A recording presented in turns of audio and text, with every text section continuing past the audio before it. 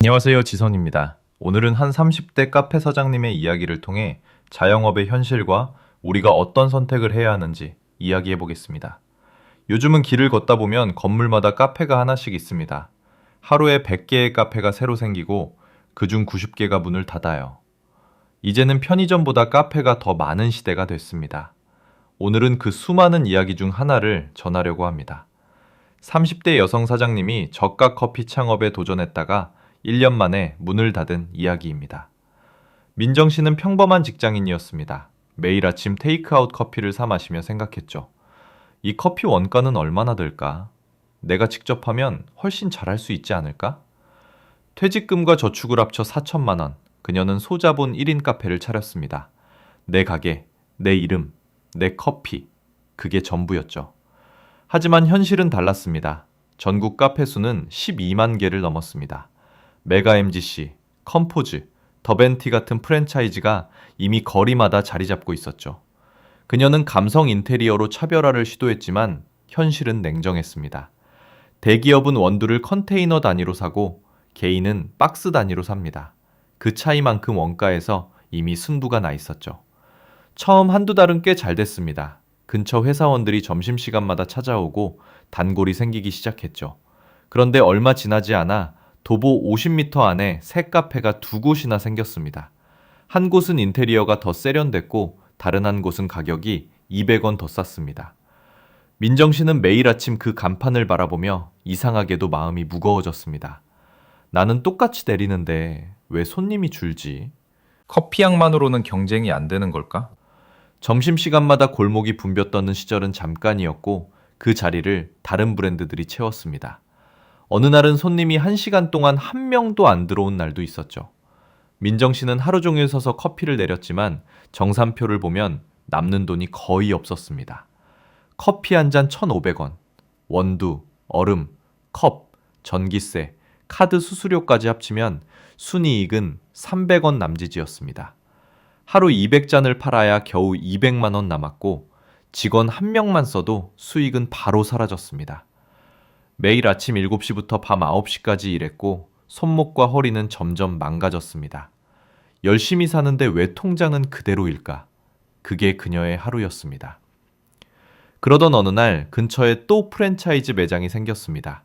가격은 500원 더 싸고 컵은 더 예뻤습니다. 단골들은 조용히 사라졌고 민정 씨는 매출표를 보며 중얼거렸습니다. 이젠 아무리 열심히 해도 안 되는구나. 지금 자영업 폐업률은 80%를 훌쩍 넘습니다. 임대료와 인건비는 최고 수준이고 사람들은 정성보다 가격을 봅니다. 마지막 영업날 카페 안은 커피향보다 실패의 냄새가 더 짙었습니다. 정리비용 150만 원, 보증금에서 빠지고 남은 돈은 300만 원. 그녀는 말했습니다. 나는 카페를 운영한 게 아니라 내 착각을 운영한 거였어요.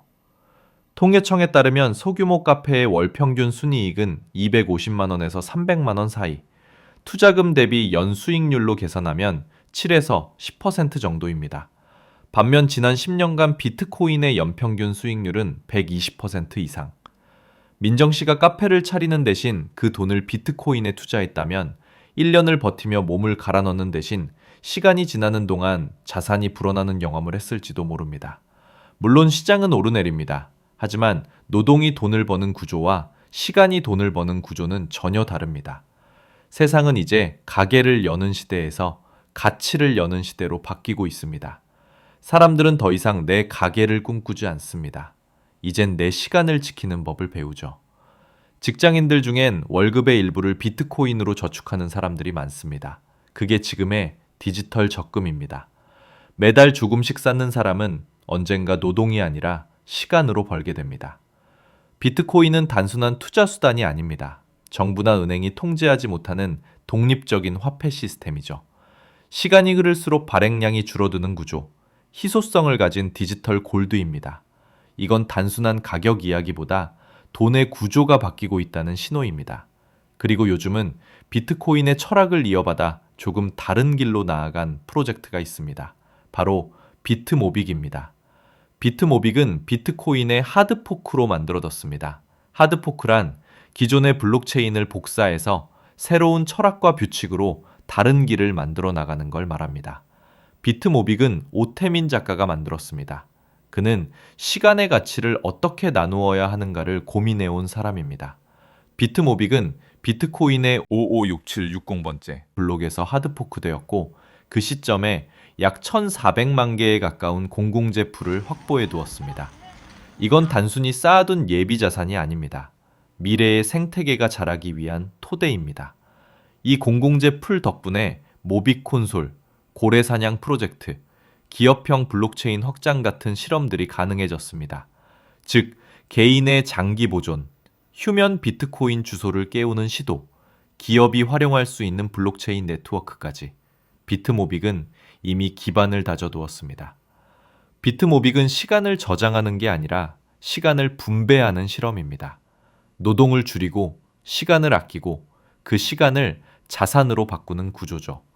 민정 씨가 이 흐름을 알았다면 커피 머신 대신 콘솔을, 매출 대신 시간의 이자를 쌓았을 겁니다.